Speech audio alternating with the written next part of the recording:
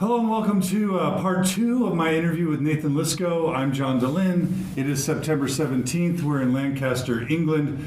We're here in part because Sunstone is having a Sunstone Lancaster here, but we're in part 2. I just got done interviewing Nathan about his years growing up in the church, about how much his father's testimony meant to him and his own formation of his testimony. We talked about his mission and where he served in France. Talked very briefly about him getting married to his wife Sarah and having 3 children.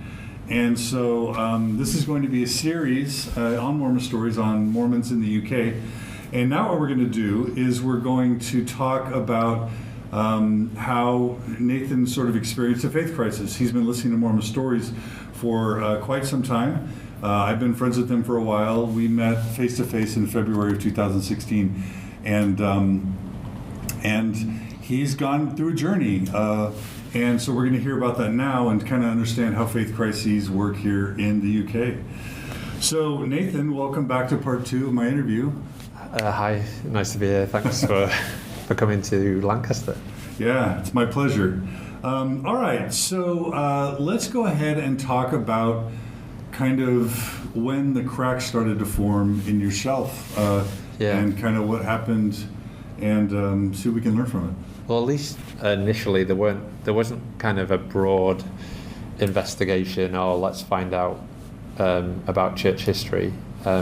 It was really scrutiny on one point alone, and it was to do with the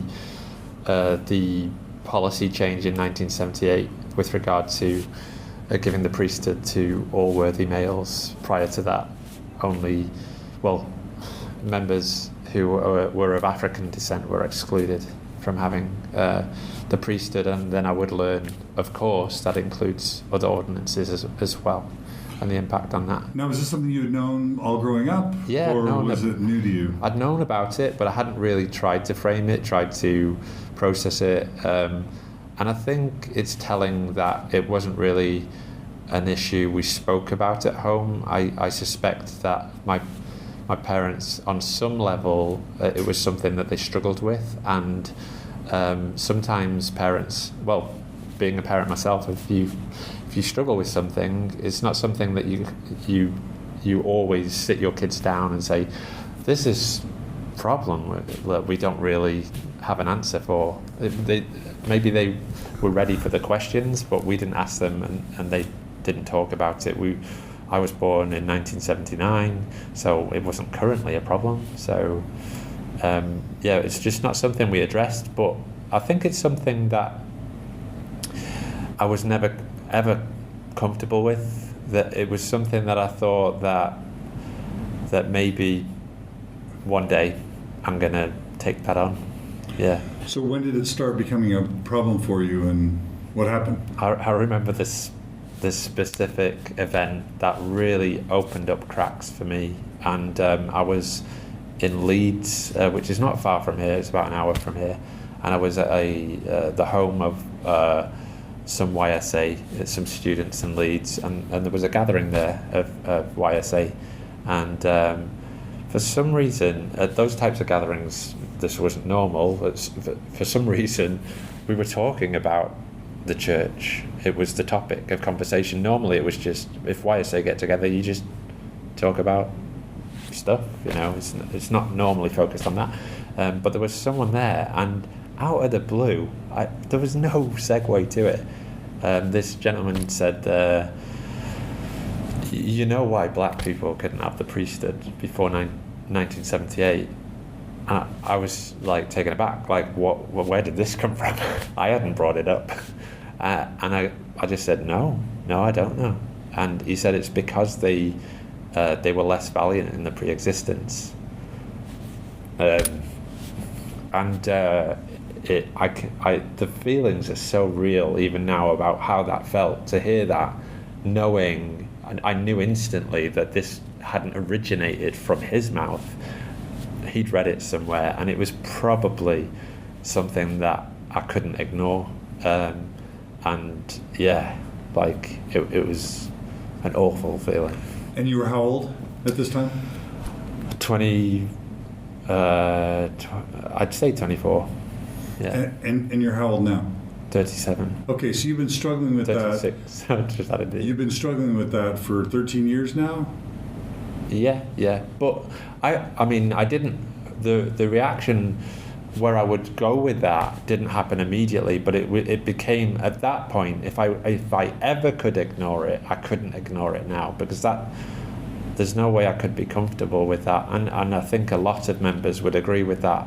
I think many members know about statements like that, and I don't know many people who hear that and go, I'm happy about that framing.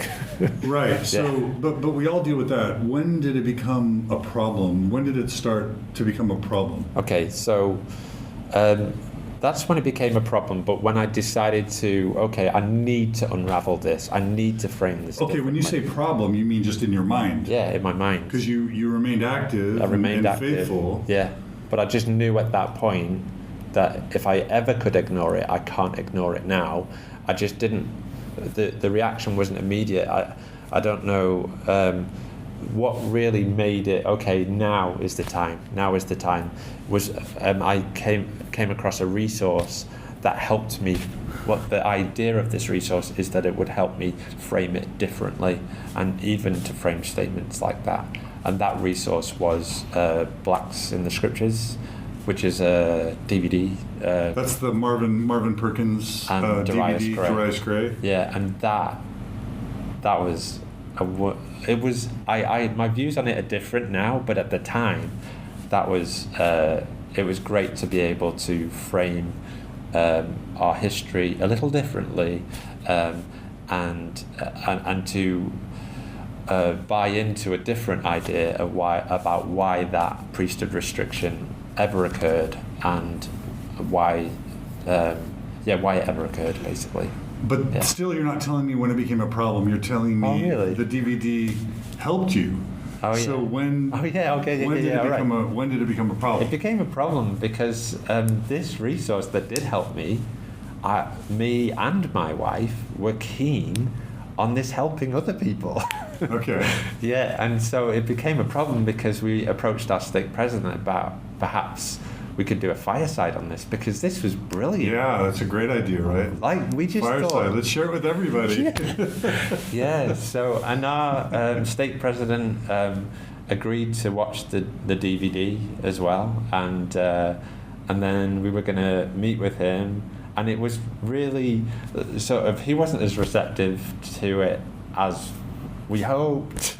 Not only did he not want to bring them over, but also he put the resource under more scrutiny than we think it warranted, and there were even some communications directly between Darius Gray, my stake president, and Marvin Perkins, my stake president is at the time, lovely guy. I consider him a friend, but those were difficult conversations. So it became a problem because of what I unsurfaced in I didn't stop at Blacks in the Scriptures and go, that's it, I framed it, because it wasn't the answer for everybody. I thought, okay then, all right, so where else should I look? And I began to look into I stumbled across Lester Bush's article on, I forget the title of it, but it's a lengthy article on the Mormon history, specifically of that issue, and it's a long article, but I couldn't recommend it highly enough. That was, I read through all of that, and I remember where I was when the epiphany for me was that I could reject the policy. Yeah, like I didn't have to try and reconcile it in any way. I could just reject it, and I could say that this was a product of men and not of God. Yeah. And so did you ever have stake firesides where you guys would talk about this? No,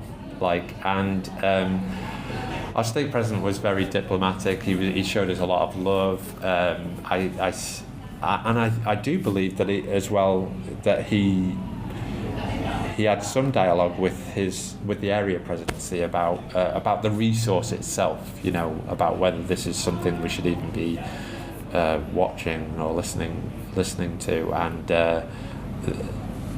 my stake president didn't watch it. I'm not sure if he's watched it since, but he just handed it back and he changed his mind. He'd heard enough about it to be concerned that it wasn't something that he wanted to watch, and he didn't want us to share it with anybody else. Did that trouble you at all, that he, that you had shared a resource with him that had meant a lot to you, Yeah. and that he didn't want to let you share it, and he didn't really want to think about it? Yeah. What did that do for you? Well, the crux of it, was that here was a resource that helped us take on a very difficult issue. We know it's difficult because we don't talk about it a lot. If it was easy, we'd probably talk about it a lot. And here we were uncomfortable with it, and it allowed us to frame it differently from two members who I know are very committed to the church, and I know are both in high standing. And it made me aware of the Genesis group. I actually rang, once it wasn't received so well with the stake president, I remember ringing the current president. I found his number from somewhere. I rang him up, of Genesis. Okay. Yeah. And I knew that it was an official auxiliary of the church. I knew Blacks in the Scriptures wasn't endorsed by the church. I knew that they weren't doing it in the Genesis under the Genesis group mantle. I knew that. But I knew that there was a connection with the Genesis group. I wasn't even aware of the Genesis group. Is it something that you'd always been aware of? The Genesis group? Yeah. No, not always. But I mean, once I got into Sunstone, I would have learned about it at some point. So you and we know that it's still going today. They're set apart by the first presidency or high-ranking apostles. It's official. And I rang him and we spoke for an hour. And I don't want to say some of the things we covered, but it was eye-opening. It was eye-opening as we talked about this issue, and I was talking about Brigham Young and some of his statements and how he framed it. It was eye-opening. I was like, wow, people are framing it so differently. I really wish I could say, but I don't want. I think. Oh no. So it was surprising to you. I'm just curious why you cared so much about this issue. You're not Black. You probably don't know a lot of Black people. Maybe you do. But was there something in you, some story, some impulse or experience that just made you really care about this issue? There's a lot of people that are like, not too bad for the Blacks, but we're not doing it anymore, so we're good. I don't buy it. I don't buy this, I'm not Black, it doesn't affect me. It really affects me. I'm human. Their experience affects me. Yeah. Okay. Yeah, I don't. Yeah. And in terms of hearing different framings, that was unsettling to you. Why? It's just wow, there's no one answer for this. Everyone's and I would learn about how Hugh B. Brown framed it, and I think, you're aware of that, about how he didn't believe that there was any Hugh B. Brown in the first presidency, not that he's any better than the others, but here was somebody that had infiltrated the highest quorum or whatever council in the church, and he had the view that the origin of the policy of restricting priesthood, those who are of African descent can have the priesthood, was not in Revelation, right? So, and he would say this, and he would share, he believed this, and that was okay. Yeah, and whereas other people, it was so important to believe that the origin of it was Revelation. So why, so to hear these different framings of the same thing, it was eye-opening, yeah. So when did it start, really affecting your day-to-day life, and how? So that issue was really sort of my gateway to other things, and I was in all of this. I was scrutinizing the resources I was going to.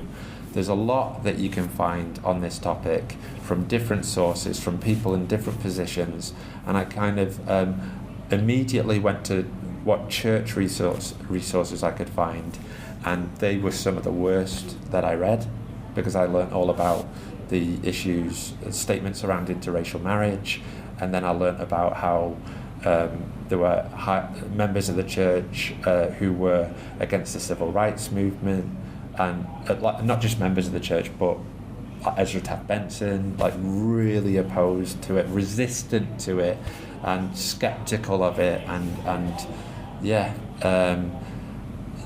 so that kind of where am I going with this?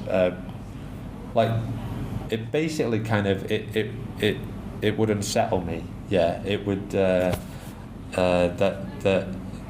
as we look on our history, not just church history, but outside of church as well, we hope that we would be on the right side of the argument, and to be a member of a church who, as an institution, it seemed at least, and you could argue that it was just their own positions, but it seemed to be opposed to the civil rights movement.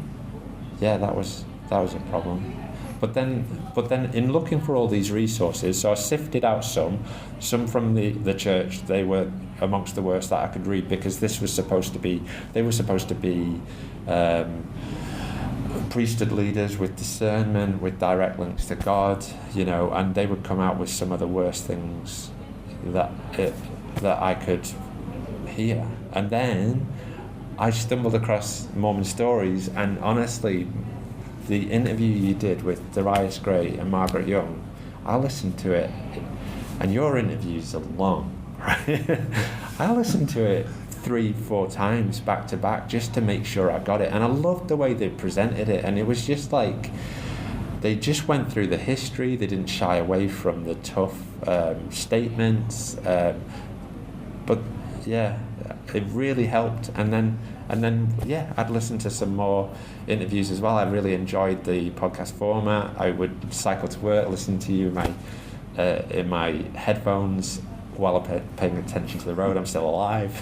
But yeah, just kind of it opened Pandora's box a little bit. But my main hang-ups have been around issues that affect us today. So the race issue still affects us. Yeah, it wasn't resolved in 1978. It probably still will affect us for a long time. What do you mean by that? I'll just be glib, and I don't mean what I'm about to say, but like, we have black Mormon members of the Mormon Tabernacle Choir, we have black bishops, we have black stake presidents, like the members are in full standing. How does it still affect us today from your point of view? Or are you ready to articulate that? It affects us in the discussions that we have. It affects us when you're sat in a Sunday school lesson, and you, as recently as a few years ago, I've not been attending Sunday school for a while. A few years ago, there's the teacher of the Sunday school that week was a black sister, and although it wasn't the topic of the lesson, someone raised the point that actually the Lamanites got lighter skin as they got more righteous. Like, what? Like, do we need to hear about this now? Yes, because of our history with it. So it's perpetuated in the comments that are made in our lessons today, and without the ability to just frame it as in this was and there are good ways to frame this. There really are. There are much better ways than we're doing it. I'm sure it will not be received well by everybody, but the current status isn't received well by everybody, is to just tell it how it happened. Let's try and unsurface the truth of what happened and what went down. And it's not all good. Some of it's ugly. Did the church's essay on blacks in the priesthood make things better for you, worse for you? Did they have an impact? All I felt, and I may be reading it wrong, we all come at it from different angles, is that for now, you're allowed to believe both ways. I see it. You're allowed to believe that it was instituted by God and that it was and then it was lifted by revelation, or you're allowed to believe that it was a whole load of rubbish and it was introduced by men. They were a product of the day. I that's how I read it. Yeah. So you're saying it's not clear enough. It leaves people to still believe that it could have been from revelation. Yeah. Yeah. And that's a problem?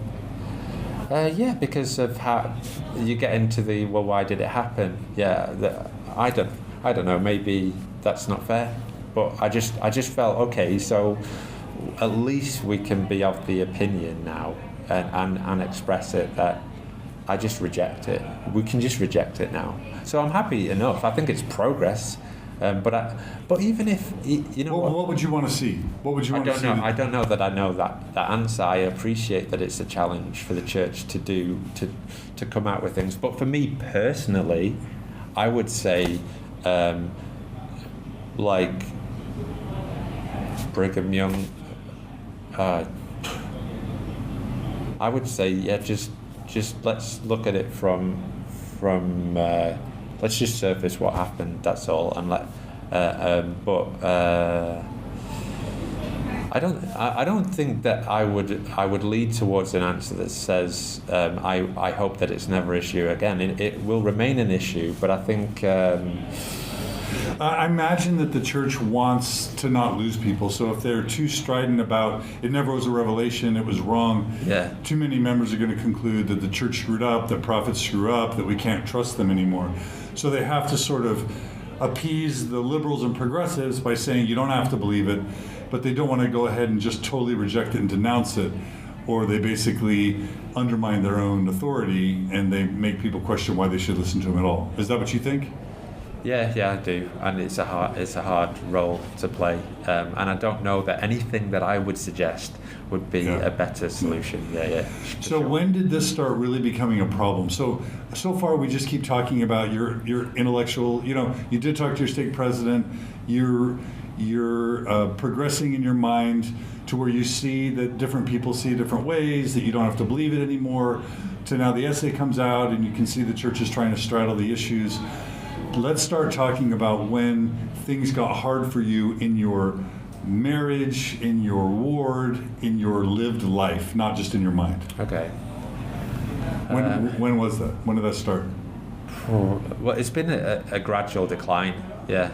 Sorry to be so vague, but it's just become That's fine. Talk about the decline. Well, the moments that I kind of so I was still happy to accept callings. I was going to the temple, but when I was ward mission leader, that was a hard role to play because I would be. I can't just listen to things and think, oh well, this is what does it mean for me. When I'm in the situation of church, for some reason I wear like 10 hats. I'm like, well, what if my gay friend was here, or what if that person was here? How would am I happy with how this conversation is going in the context of the experience? If someone was having challenges, So,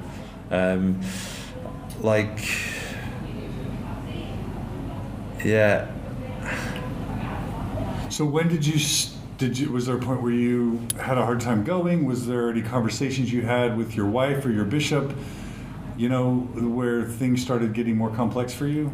I think there was perhaps just this kind of wane in enthusiasm. For one point, at one point I thought, well, I felt committed to stay. Of course, with my wife and we both wanted to have a future in the church, and I couldn't envisage a period of not going and not bringing up our family together in the church, bringing up children who might serve missions and then get married in the temple.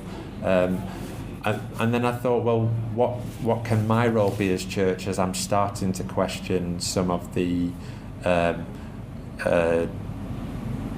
as I would surface other issues, like I would let go of some other beliefs as well about the truth claims made by the church. I also have a friend in the ward who I would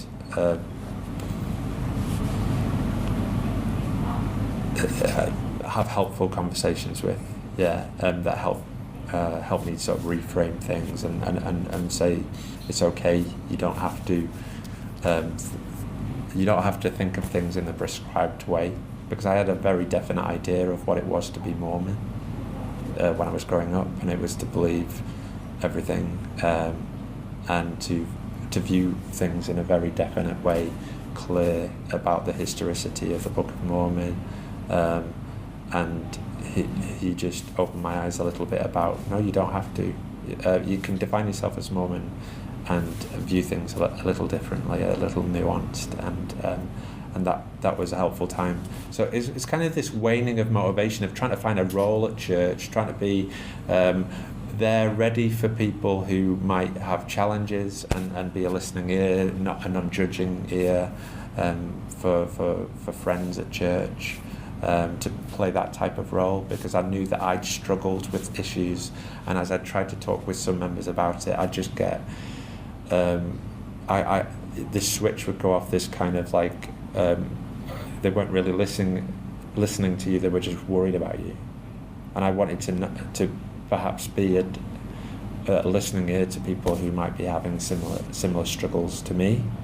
But what's kind of happened is that I felt that there hasn't been enough to really keep me motivated, and I'm finding the relevancy of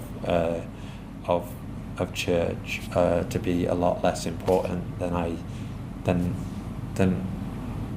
it was told it should be. Yeah, I'm finding a lot more interest in studies outside of Mormonism, in reading up on science. I find that far more enlightening.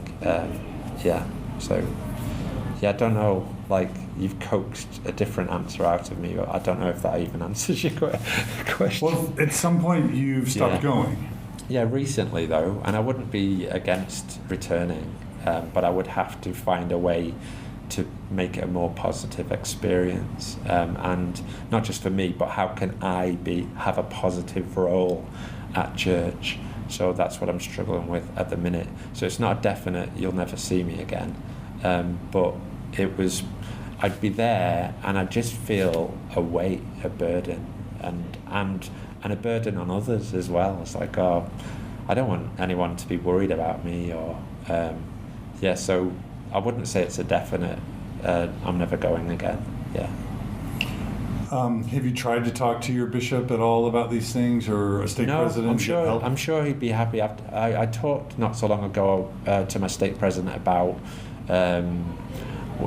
whether you could hold certain views and express them publicly and not be in jeopardy with the church. So I asked him specifically about whether you could believe that, or whether you could support same-sex marriage and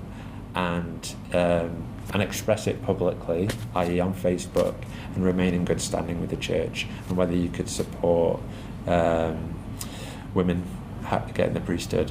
And I had a couple of exchanges with him on that, but that's about it. What did he say?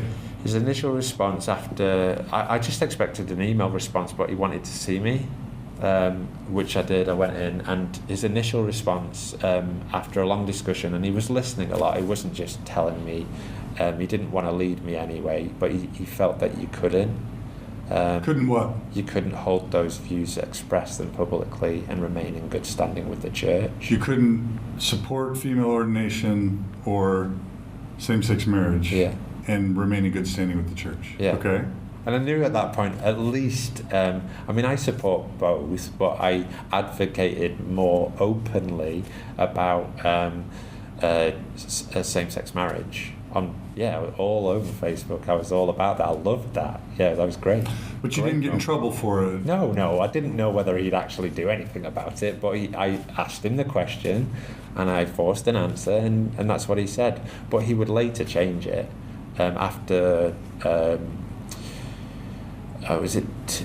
D. Todd Christopherson, he did an interview with the press, and I listened to that interview, and he seemed to suggest that you could support these things publicly and be in good standing with the church. So I just watched that and then sent it along to him, and I says, I've watched this, and it appears as if you can you just clarify?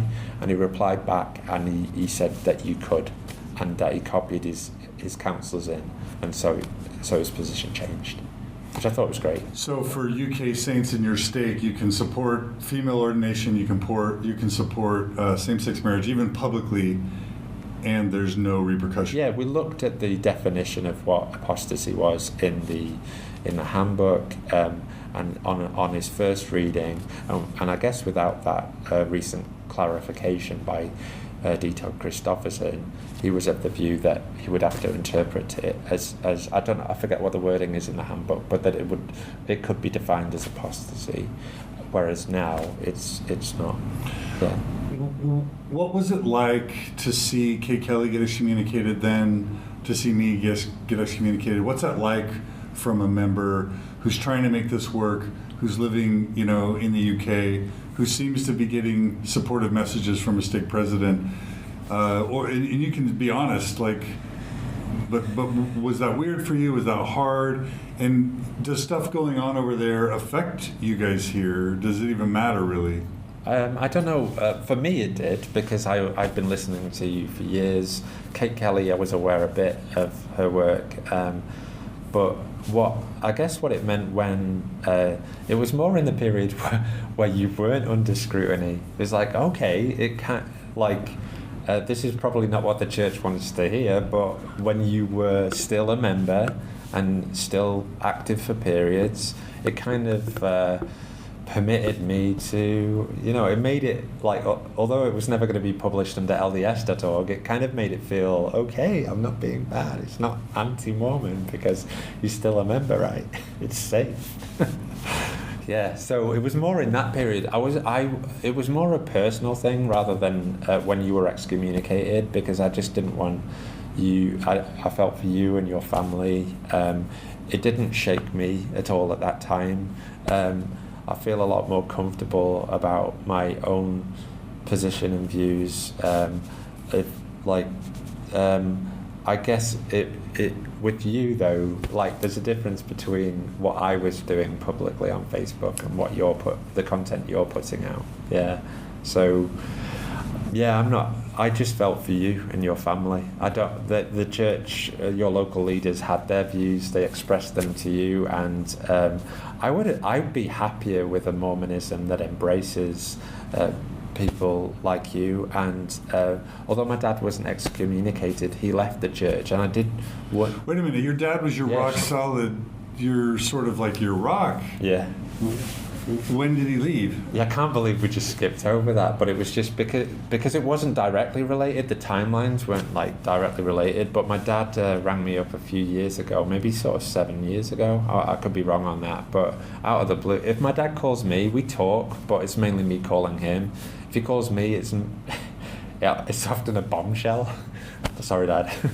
But hi, Dad. Yeah, and then he told me that he'd been struggling with this issue for a while, but that he had lost his testimony. Not that he was deciding to leave the church, and he was in tears as he was telling me. And I suspect part of that was that he was worried about how we would receive what he was saying. So it was very emotional. I felt like, what? I've got to be the strong guy, and I'm sure he wasn't hoping that the conversation went that way, but I did feel like, how can I be of support and help to him? Yeah. What were his issues, just briefly? He just said he'd been reading up on things in science that conflicted with his belief. So I don't know that it was, but it's something that he'd held on for a long time. He didn't just this weekend I've read something. He'd been mulling it over and decided not to surface it until he was at the point where he felt he was serving on the High Council. And attending the temple regularly. He was working, volunteering at the temple. So I guess it was something that he felt that he had to be sure of before he jumped, just like when he joined the church, I guess. which I feel is a bit of a shame. I wish I'd have been privy a little earlier and had. I do feel we missed something there. I would have liked to have talked with him as he was going through the range of feelings. Yeah. So the point though in bringing that up was that so he felt later that he would have to leave the church, and hearing about how he was treated in his ward, which wasn't terrible, but they just didn't know how to react to this. He was a former bishop, he'd served on the Stakeout Council, he was a rock. And then what do we do with this person who's basically declared he was released from the Stakeout Council, and he wasn't given a local calling, and he wasn't disfellowshipped or anything, but they just didn't really know what to do with him, and then later he would just stop coming to anything but sacrament meetings so he could sit with my mum, and then eventually he decided that he didn't want to do anything that might bring scrutiny, and he would leave the church. But my feeling in all this is like, I love my dad, I love what you're doing as well. People like that might attract that type of scrutiny are people that their messages are important to me, and I would love if there was room for them in Mormonism. Yeah, I would love that. If you didn't get excommunicated, then I'd be happy about that. I'd be happy if we hear these voices, these different voices, and that's okay. I'd be happy about that, personally. I'm not saying that's the right thing for the church. They get to decide that. That might be a very bad thing for the church. Clearly they think it is. But it'd be great if there was a place for different perspectives, like a wider range of perspectives in the church, in my opinion. Did you mention last night that your parents ended up getting divorced? They did, yeah. Like maybe 4 years ago now. Yeah. So what's that like to, you mentioned in your childhood the church provided so much peace and comfort and eternal families, and your dad was your rock, and now you're living in a world where you don't really believe the church is what it claims to be. You're not even attending, and neither your dad isn't, and your family's divorced, so the eternal family thing's all evaporated. Are you sad? Are you miserable? Are you depressed? Are you super happy? But that's a huge change. It's like your entire worldview has been shaken up. It's difficult. It's hard to process at times. I'm not going to pretend that I'm still on a journey. I'm not in the super happy category. Life was certainly a lot simpler 10 years ago or 15 years ago. It was a lot simpler. It was a lot easier. The inputs and outputs of life were a lot simpler. Now it's definitely a lot more interesting. But as these things surface on the personal level, I'm more of the view, like with my dad, there's no way I didn't wish that away. Oh, come on, Dad, why did this have to happen? As he was opening up to me, I thought, well, this is it. That's progress, when people open up to you, because that's part of who they are. If he was to suppress that and go on living as a Mormon and think, well, I've got to set an example, and it might be true, and I don't want to die and then have the big guy in heaven tell me that you were on the right track there. Why did you steer away? Now I'm more of the opinion, like, I just want to have a real experience, and even if that's not the most pleasant one. Yeah, and it can be really hard and lonely. Some of the experiences that we've just jumped over in moments can be really lonely and hard times, and that's part of the reason why I definitely wanted. I wasn't, when I had a bad experience at church, I'm not just thinking about, that was bad for me. I'm thinking, well, what if that happened to somebody who was really vulnerable and really in a bad place? And that's exactly what they didn't need to experience right now. That could be the worst thing that they heard. They need a different experience, and I hoped that maybe I could not be the sole person to help that person, but to just be a different voice, and say, you don't need to frame things that way. You don't need to necessarily think things that way. Yeah.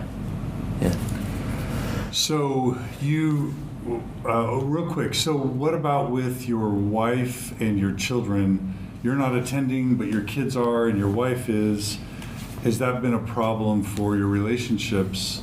And then how do you handle things like baptisms or priesthood confirmations and those sorts of things? I don't really know on the priesthood confirmations, and I don't know what place I'll be when we get to that stage, so I don't want to worry too much about that. But the baptism, like, I've thought about that because that's a special experience, even if you don't believe necessarily that it's essential for salvation. You know, like, it is a special time. It's something that I've reflected upon. It's a father-son thing. Culturally, I'm still very much Mormon, and I don't want to overstate the non-attendance, because it really is. It has been recent, and I'm not going to write it off. I think if I can find a way to help me believe, if there's someone out there who can help me frame it differently and have a positive experience and a positive role at church that doesn't just involve read your scriptures, say your prayers, are you fasting once a month, are you paying your tithing, just like reaming them off. That I've heard before. So with then Mormon, I might go again. With Mormon Matters podcast, with the Thoughtful Faith podcast, we're trying to provide resources to help people stay in the church. But you're not right now. So does that mean you didn't know about those resources, or they just haven't helped you? If they haven't helped you, do you have a sense for why? Really, maybe I should look at them again. Because at the time that I did listen to them, I was in a different place. It wasn't even conceivable that I not be attending. Yeah, so maybe they're just those resources. I'll comment on them again if I look at them again. But at the time, I did. That was for other people. It wasn't for me. So sometimes people are uncomfortable performing priesthood ordinances because if they don't believe that Joseph really received those keys, then it's sort of hypocrisy to perform, to baptize my kid or bless them. How do you, has that been a struggle for you? And if so, how do you think through it? Your kid's going to get baptized in the next couple of weeks, right? Yeah, if he's happy to be baptized and understands the commitment that he wants to make, then my view is it's not really my role. I don't feel it's my role. I'm not, in all of this, just because I don't believe some of the truth claims of the church, I'm not coming out saying the church isn't true. Like, it's a fraud. I'm not saying that. That's not my job. I'm just saying that. You're not saying it, but in me not, and like being active, in me not promoting the beliefs, by inference, you could say that. But I'm not, I don't feel that, even if I believed it, the whole journey for me has been away from these strong binary true false, which has been pushed on me all my life. It's this or that. It's black and white, and I'm embracing uncertainty. I like not having a clue. Like, does that sound? You must have heard this from other people's experience. Yeah. But I mean, so you're still open to the fact that the church is true, or that they're golden plates, or that not ever in the way that it was described to me growing up. Like, I would need to, like, it's not what it was described to me as being. Yeah. So I'm open to framing it differently, and I'm more gravitating towards things that are good rather than true. We're told about this journey we go on. Initially we find it's good, and then we find it's true, and people bear their testimonies about knowing something's good and can promote things, and by that I don't mean I've stumbled across something that's good for everybody, but for me and for our family, and that's positive. I can buy into that. Yeah. So tell me if this is a fair statement then. Yeah. You would baptize your son? Yeah. You would baptize your son because the church is a good influence in people's lives and in his life, and baptism is a good thing, and you could do that not necessarily believing that the priesthood is even real. Today. Ask me again in a few years, or I'm not saying that I've come to this point. I'm at an enlightened point, and I've I'm evolving in my positions. But you also haven't like said in your mind, God didn't appear to Joseph Smith, and the golden plates weren't real, and the Book of Mormon is fictional, or you have come. I mean, have you avoided coming to conclusions for yourself about the church's truth claims? And or are you just suspending it into, we don't know, and I don't really care about truth or false, I just more care about goodness, and I don't feel the need to like say the Book of Mormon was fiction and the plates weren't real and angels didn't, deliver them to Joseph, and this isn't the true church. Are you avoiding coming to those conclusions? I think I'm avoiding it, yeah, definitely. My main hang-ups have been around how certain groups have been treated, the kind of the practical in people's lives. Yeah, and sort of how the experience that we have today. So for me personally, I do struggle with the historicity of the Book of Mormon, and now how I would approach the question about whether the Book of Mormon is true is very different to how the church describes it.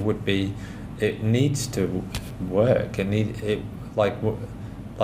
would more it's a problem that there's no DNA evidence. It's a problem that there's no archaeological evidence. Yeah, there's a problem, but that feels normal to me now, whereas before it didn't. Yeah, well, that's a problem. But you've avoided going, oh my gosh, Joseph made it up, and Joseph was a fraud, and Joseph slept with all these women, and the church is it hurts people, it hurts gays, it hurts women, it hurts minorities, it teaches bad things about blacks. Oh my gosh, it's a bad thing, I need to get out of it.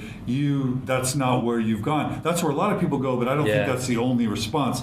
It sounds like you've gone to a different place. There's part of what you said that is true for me. It hurts. That I've got a problem with, and I think the only thing that could bring me to the point where I think I can't align myself with the church, and it's if it doesn't do a better job on the issue of homosexuality. Yeah. But the November policy decision, I don't know how it could be worse other than like lining up gay people and shooting them. They're basically saying if you find someone you love, and marry them, you're an apostate and you should be excommunicated, and your kids aren't wanted. What else? I don't know. What else? How could it get worse? I don't know. Did you think it could get worse before they came out with that policy? No. Okay. So it could get worse. But I'm saying for you, it's not bad enough yet. No, that's not fair. Maybe it is fair. No, but there's a lot of things kind of that. It's not just me anymore. It's me. It's a decision I make has an impact on my children, on my wife. If I was single, and I don't know if I'd have been.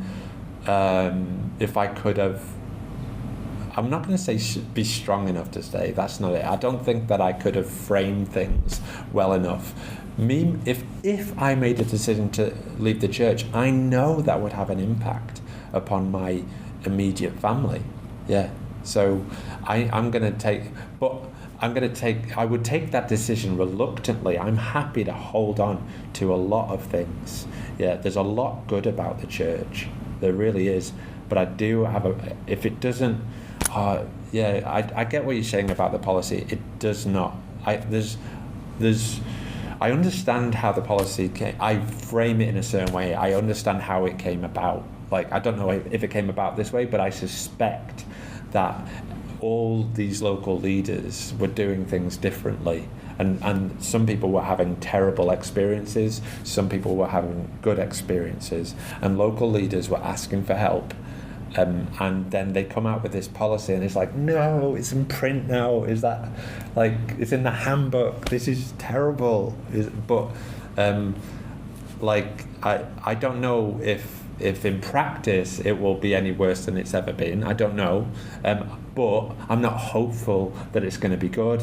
And the language, particularly about disavowing same-sex marriage when they're 18, if they want to be baptized, serve a mission, go to the temple, they have to disavow same-sex marriage. What I would say to that is if they need to do that, do it for all members. Make all members disavow same-sex marriage, and if we don't do it, and that is the thing that disqualifies us from being Mormon, disqualify me, because I'm not going to disavow same-sex marriage. I'm not going to invalidate that. I'm to do it to target just the children that have been brought up in same-sex homes and have them disavow it. That word disavow, again, I think some members could experience that it could be done in, I don't know how, I can't imagine those meetings with bishops always going well. I think there are going to be disaster meetings, and I do worry about people getting hurt. Yeah, and particularly that group of people, because we know science has shown us that they're particularly vulnerable. I don't want to say they're it's an individual thing, but we know statistically that group of people, we need to be what's the right way to say it?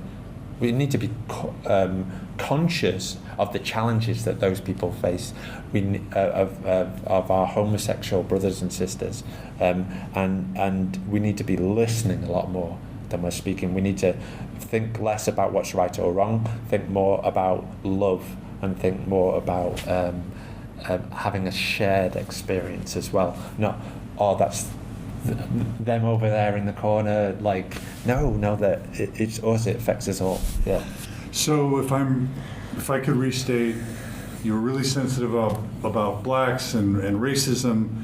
You're really sensitive about women and the priesthood. You're really sensitive about how LGBT people are treated, and those are all problems for you. And the truth claims don't really add up totally, although you're suspending any hard and fast conclusions. But you see a lot of good in the church, and for now, you've sort of made a calculus, maybe even unconsciously, that the combination of the good that the church brings to you, your family, the world, exceeds the harm that it causes. And as far as your personal life goes, you're not worried that your kids will be harmed by being raised in the church, and you feel like, more importantly, there'd be just too much damage to your relationship with your wife and your kids and other people if you were to leave it. So you've decided to go ahead and stay a member, maybe not go that much, but let your kids be raised in it. And I don't have too many concerns about that. I think the questions about the church's history that they will certainly come across, and about the policies of today, we can discuss them. We can help them come to their own conclusions on. So I'm not concerned about them being raised in the church. No, I think they could have great experiences there. Because sometimes people are like, oh my gosh, I don't want my kids to be raised as sexist or raised as racist, because even the Book of Mormon has racist themes in it. Or I don't want them to be homophobic and disrespect others, and or to feel like, Dad, you knew that this wasn't all true, but you raised me in a church where they taught me it was true, and then I made all these really important decisions based on believing it was true, and it really wasn't true, and Dad, you put me into all this. I swear to you, I'm not judging that. I'm conveying a certain point of view that some people end up having, and ask if that's also your experience, or even if you relate to those people. I don't worry about arriving at a point in the future that my kid is going to turn to me and say, you didn't do a perfect job, because I'm not going to do a perfect job. I'm going to fail in many ways, and so I'll go, this is why I made the decision. I'm not saying it's right, but this was my thinking at the time. Maybe you'd have had a better experience out of the church. Maybe if I'd have done this and that, then it'd have been different and you'd have been happier. I just tried to react at every stage and do the best decision in front of me, and that's how I'm operating. I'm not too worried about it, just because I'm not aiming for I'm going to give them a route to the perfect place, and every decision along the way has to be really because he's going to hear things in the playground, he's going to hear things at work, he's going to, in the media. There's so many influences on the internet, and we've got so much. And I'm not just going to protect. I know it's different taking him to church, but that's been my experience. I bought into it a bit, So I'm not at the stage where. I mean, what's the other option? That I just go. I'm not at this stage that I would just go, look, the church is dangerous. I'm not at this stage. This is my position. It's dangerous. It's wrong. Like, I've got to take my kid, Sarah. Like, you can't take our kids to church. Like, this is bad. Like, this stuff that Sarah's not. My wife is not. She will.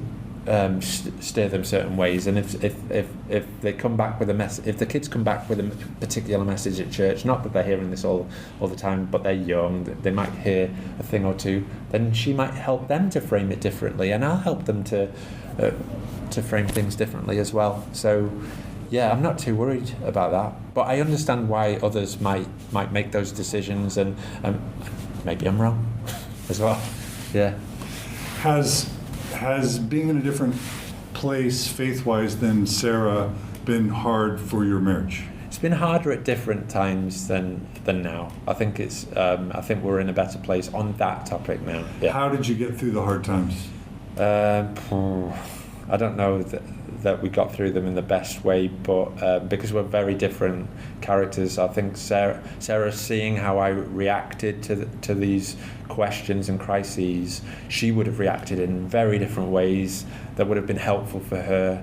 That haven't been how I've reacted because they weren't the most helpful. I didn't see how it would be helpful for me, if that makes sense.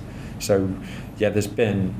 That's been a point of contention, in how I've reacted to this. But I think Sarah understands where why I am in the position, and I hope that I haven't asked to be in this position. I've just tried to make the best decisions based upon my experiences, and the church has helped a lot in that as well. The church has helped frame me in a big way in who I am, and it helps me approach these questions as well, even if it means that I don't arrive at the conclusions that the church tells me to arrive at. Yeah. So do you have advice for a believing spouse in how to deal with their non-believing or questioning spouse, and then flip it around? Do you have advice for a non-believing spouse in how they deal with things with their believing spouse? I don't know if I'm the best candidate to give advice, because I think that I've been struggling, with these situations. So I'd say reserve judgment. Yeah, like have faith in each other. You might not make the decisions, your spouse might not make the decisions that you would make in those circumstances, but respect them and help and try to understand them. But understanding doesn't necessarily mean agree.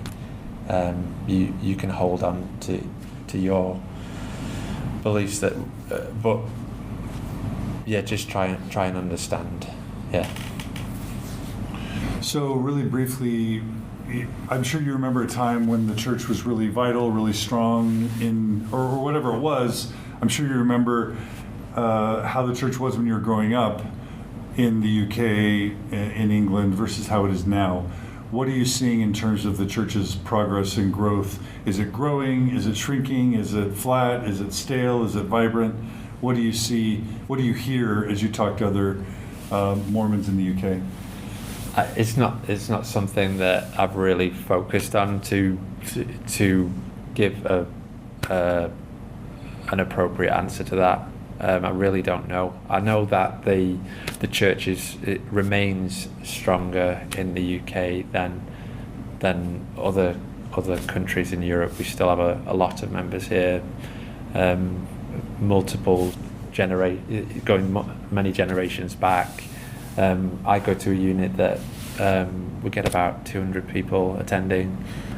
Yeah, I don't really have the data to know if it's doing any better, but I suspect with the information age, that a lot more people are going to be having to address hard questions than ever before. Yeah. So your ward now, does it feel as vibrant as your ward was growing up?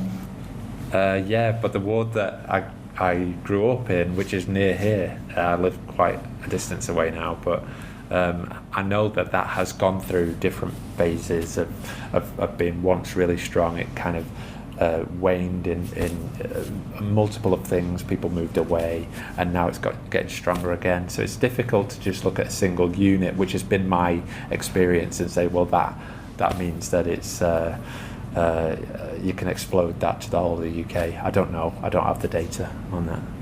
Yeah. Okay. So thank you for your interview today. I've always wanted to interview you. It's really fun to have you be willing to do this and to share kind of a UK perspective and your own perspective. What I'd like to do is end how we always end, and just have you kind of share what you believe now. Your beliefs are different than they were when you were growing up. So are your dad's and your family's. But what are the things you do believe now and really care about? Really care about the human experience. I think we've got to be listening a lot more to each other. I think it's such an amazing time that we can interact on social media and expose ourselves to a lot more different views. I believe that we're in such a good place now with I'm not just talking, I'm talking outside the church here. I'm really hopeful about where society's going. Yeah, we have a blip every now and then that makes us go, really, do we have to deal with that? But yeah, so I'm really buying into that. I've always been intrigued by the internet and in how it can bring people together. Yeah. With regard to same-sex marriage, since that's been, and I'm talking outside the church here, but I'm so happy that we're in the place that we're at outside of the church. I'm really happy that we're in a place that we have more equal opportunities, and that I celebrated the fact that we could have our like homosexual brothers and sisters be able to have their relationships of the same status. What a time to be in that would happen. If we look on the history of how we've treated homosexuals, that we would be in the place and at the time that this would happen is incredible, and my heart just leaps when I think about that. And that was why it was such a struggle to see that the church would take a position sort of against that, but I understand it's a difficult one. So yeah, I'm really sort of happy about those things with regard to church. My mind's still in flux as to how I'm going to process all this, as you can tell because of my position, but yeah, there's a lot to be hopeful for, and I'm really optimistic about how my kids are going to process things and their experience as well, in and out of the church. Yeah. And will the UK rejoin the European Union, or will the Brexit remain, and will that be a good thing? We're still in the EU. Yeah, we're still there. No, you mean for like 2 more years, or? Who knows? They haven't triggered Article 50, so I don't know. I don't know what's going to happen there. Yeah. Were you for them staying in the EU? Yeah, I was. Yeah, strongly. So you're bummed that they voted to? Oh yeah. And I didn't have a drink that day, but I thought if ever I would have a drink, I mean, come on, surely I can have a drink now. I'm that bummed. All right, so you're still holding out hope. But I didn't. You didn't do it? No. Okay. Well, Nathan Lisgo, it's been really fun to have you on Mormon Stories. I've considered you a friend for a long time. I think your story is delightful. And I wish you and Sarah and your sons good luck. Good luck on the baptism. Yeah, I got one son and 2 daughters. Your son and 2 daughters. Yeah. So I wish you all luck. Thanks. Yeah. And I want to say the work that you've done on Mormon Stories has been a real help to me, and I'm sure many others. And I want to thank you for the work that you've put in. And I know that the job that you do is a really hard one, and it's taken, I view it, your motivations may not have been this, but huge courage to put your podcast out there, to put your voice and others out there, and I've got nothing but admiration for you, and thank you. Particular podcast really helped me, and thank you for putting that content out there. Thank you. Thanks, Nathan. Thank you. All right, well, listeners, this has been the first of hopefully several interviews we'll do of saints in the UK. It's really fun to have you join us. Please join us on mormonstories.org. You can ask Nathan questions, make comments, etc. Please share this with other people. That's really helpful. Know that we exist through donations. If you listeners didn't donate, I couldn't do this. And to continue, we'll need donations. So if any of you can go up to mormonstories.org, top right button, you can select a monthly amount that works with your budget and subscribe using PayPal. The money we use, it's tax deductible in the United States. I'm not sure about the United Kingdom, but you definitely, it'll go towards keeping this alive, and you'll be able to deduct it on your taxes. But thanks for all the feedback and support. Please email me at mormonstories@gmail.com if you have thoughts or questions or feedback. Again, thanks for your support, and look forward to more Mormon Stories episodes coming up soon. So Nathan, thanks again. Thank you. All right, and we'll see you guys soon. And let us know if you like this Mevo thing. It's a little bit of a weird thing that we've got this set up, but let us know, if those of you who watch it on video, let us know if you like it, because it's a lot of work, and we just want to make sure it's worth it. So with that, I'll thank you guys again, and Nathan, you guys take care. Thank you. All right.